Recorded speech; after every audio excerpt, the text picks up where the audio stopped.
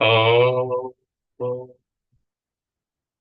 यस्यांके च विभाति भूधरसुता देवापगामस्तके भाले बालविधुर्गले च गरलम् यस्योरसि व्यालरात् सोऽयं भूतिविभूषणः सुरवरः सर्वाधिपः सर्वदा सर्वः सर्वगतः शिवः शशिनिभः श्रीशङ्करः पातु माम् प्रसन्नतां या न गताभिषेकतस्तथा न मम्लेवनवास दुःखता मुखाम्बुजश्रीरघुनन्दनस्य मे सदास्तु सा मञ्जुलमङ्गलप्रदा नीलाम्बुजस्यामलकोमलाङ्गम् सीता समारोपितवामभागम् पाणौ महासायकचारुचापं नमामि रामं रघुवंशनाथम्। भवतां समेषां श्रीमद् वाल्मीकि रामायण पारायण उपक्रमे हार्दं स्वागतम् अभिनन्दनं च। इदानीम् अयोध्याकाण्डस्य षट्चत्वारिंशः सर्गः आरभ्यते। इस सर्ग में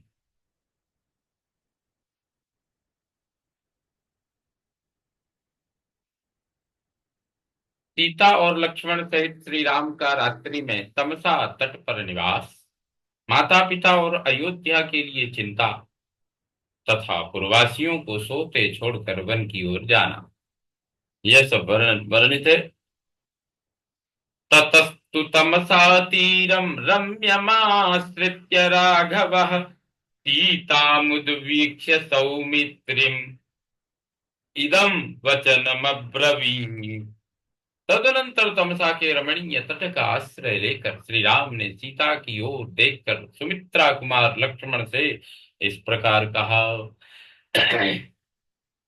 यमद्य निशा पूर्वा सौमित्रे प्रहिता वनम वनवासस्य भद्रम ते न चोत्कंठितुमर्हसि। सुमित्रा नंदन जी, तुम्हारा कल्याण हो। हम लोग जो वन की ओर प्रस्थित हुए हैं, हमारे उस वनवास की आज यह पहली रात प्राप्त हुई है। अतः अब तुम्हें नगर के लिए उत्कंठित नहीं होना चाहिए। अस्य शून्यान्यरण्यानि रुदन्ति वसमन्ततः यथा निलयमायद्भिर् निलीनानि मृगद्विजैः। इन सूने वनों की ओर तो देखो, इनमें वन्य पशु पक्षी अपने अपने स्थान पर आकर अपनी बोली बोल रहे हैं। उनके शब्द से सारी वनस्थली व्याप्त हो गई है, मानो ये सारे वन हमें इस अवस्था में देखकर खिन्न हो सब ओर से रो रहे हैं। अयोध्या अद्यायोध्या तु नगरी राजधानी पितुर्मम सस्त्री पुंसा गता नस्मान् शोचिष्यति न संशयः। आज मेरे पिता की राजधानी अयोध्या नगरी वन में आए हुए हम लोगों के लिए समस्त नर नारियों सहित शोक करेगी, इसमें संशय नहीं है। अनुरक्ता हि मनुजा राजानं बहुभिर्गुणैः त्वां त्वां च मां च नरव्याघ्र शत्रुघ्न भरतौ तथा। पुरुष सिंह, अयोध्या के मनुष्य बहुत से सद्गुणों के कारण महाराज में, तुम में, मुझ में तथा भरत और शत्रुघ्न में भी अनुरक्त हैं। पितरं च अनुशोचामि मातरं च यशस्विनीम् अपि नान्धौ भवेतां नौ रुदन्तौ तावभीक्ष्णसः। इस समय मुझे पिता और यशस्विनी माता के लिए बड़ा शोक हो रहा है। कहीं ऐसा न हो कि वे निरंतर रोते रहने के कारण अंधे हो जाएं।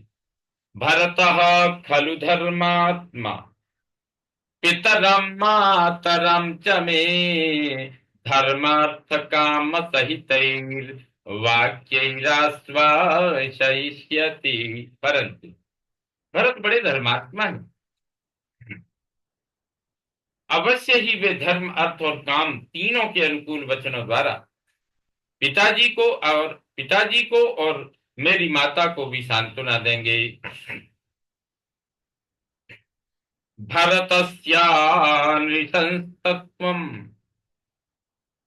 भरतस्या नृशंसत्वम् संचिन्त्याहं पुनः पुनः नानुशोचामि पितरं मातरं च महाभुज। महाबाहो, जब मैं भरत के कोमल स्वभाव का बार बार स्मरण करता हूँ, तब मुझे माता पिता के लिए अधिक चिंता नहीं होती। त्वया कार्यं नरव्याघ्र मामनुव्रजता कृतम् अन्वेष्टव्या हि वैदेह्या रक्षणार्थम सहायता। नरश्रेष्ठ लक्ष्मण, तुमने मेरे साथ आकर बड़ा ही महत्वपूर्ण कार्य किया है, क्योंकि तुम ना आते तो मुझे विदेह कुमारी सीता की रक्षा के लिए कोई सहायक ढूंढना पड़ता।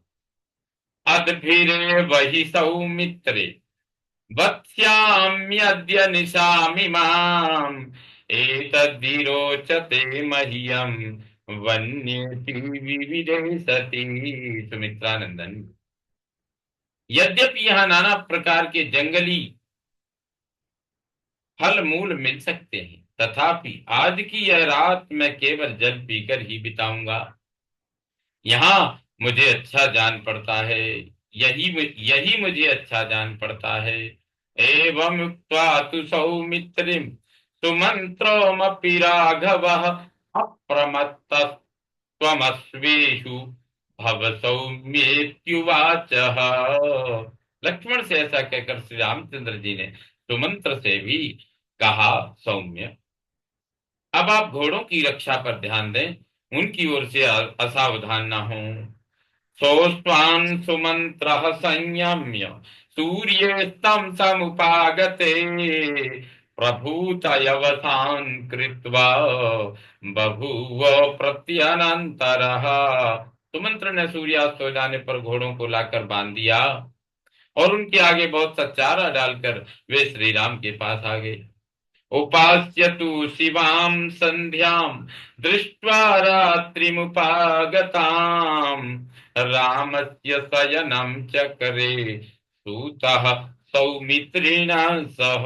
फिर वर्णानुकूल कल्याणमयी संध्योपासना करके रात आई देख लक्ष्मण सहित सुमंत्र ने श्री रामचंद्र जी के शयन करने योग्य स्थान और आसन ठीक किया।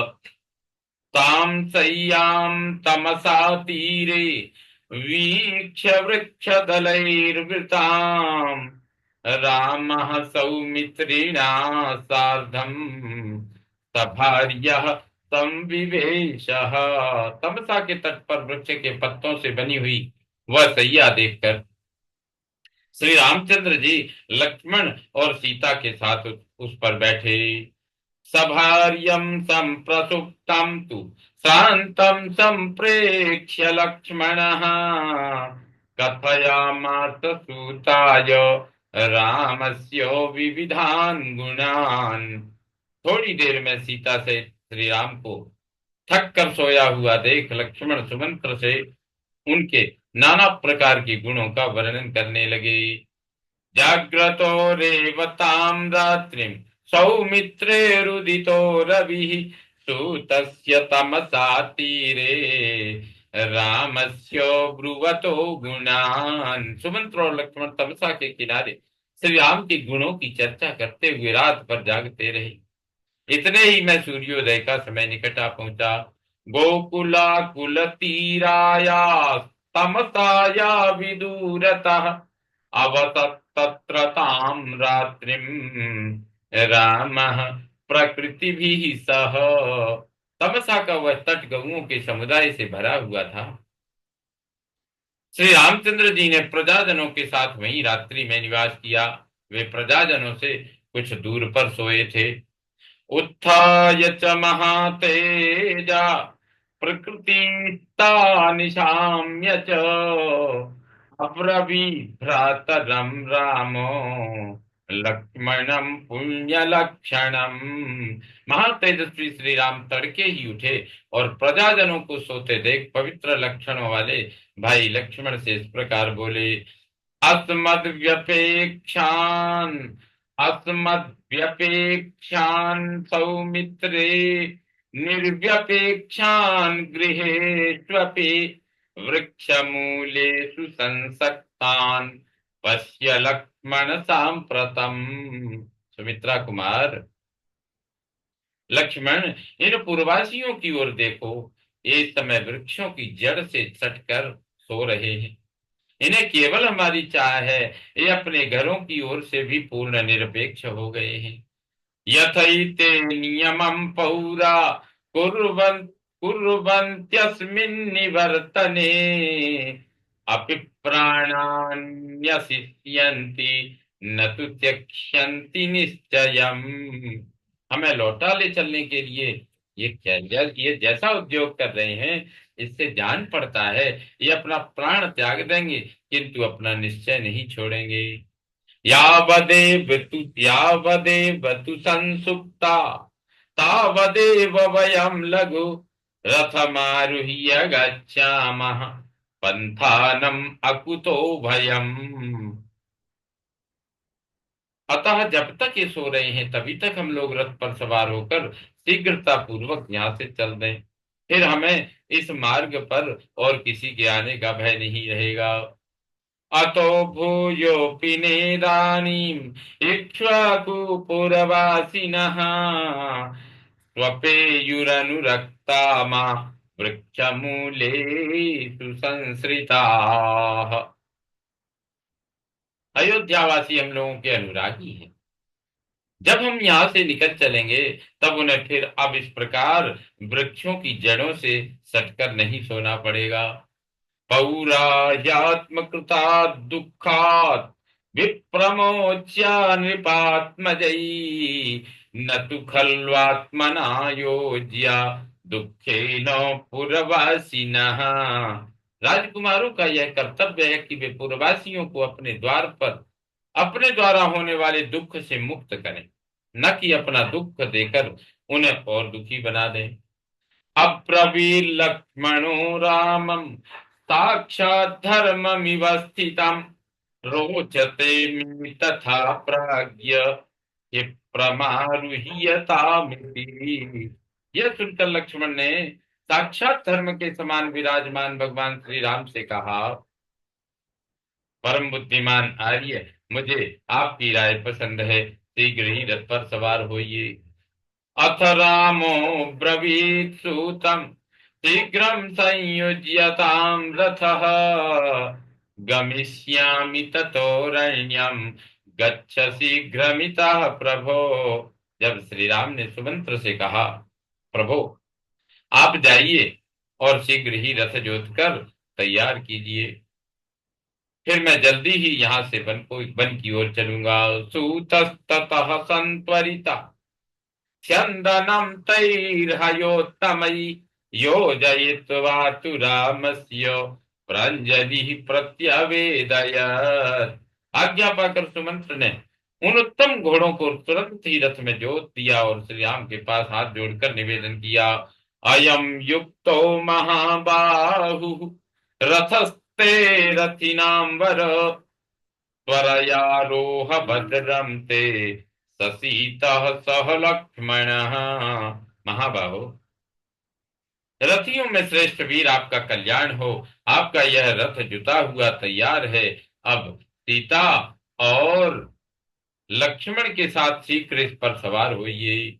तम स्यन्दनमधिष्ठाय राघवः सपरिच्छदः शीघ्र शीघ्रगामाकुलावर्ता शीघ्रगामाकुलावर्तां तमसामतरन्नदीम्।